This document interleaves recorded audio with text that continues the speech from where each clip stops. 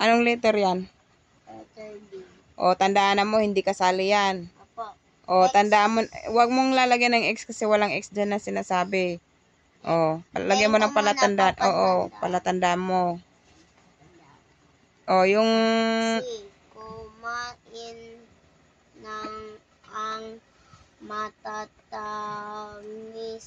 na pagkain at uminom ng malamig na tubig. Mali. Saan ang D. tira? Ugaliin ang pagbigas.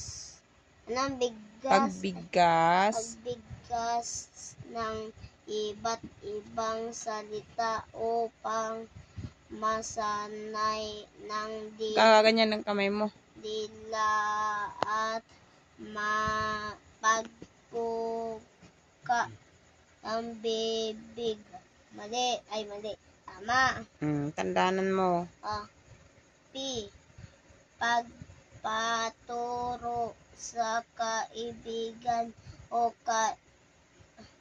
kakilalas na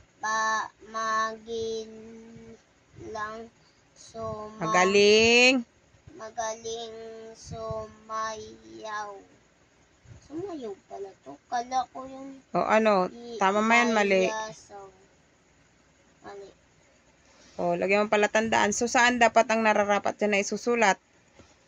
Buray mo muna yan dito. Dito ka magsimula sa taas. 3 lang ang sasagutan dyan, di ba?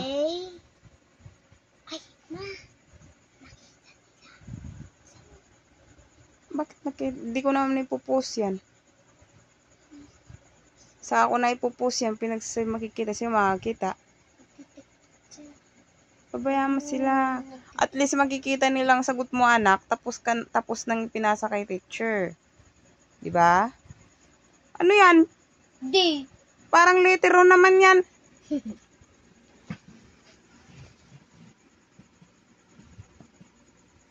Tapos E.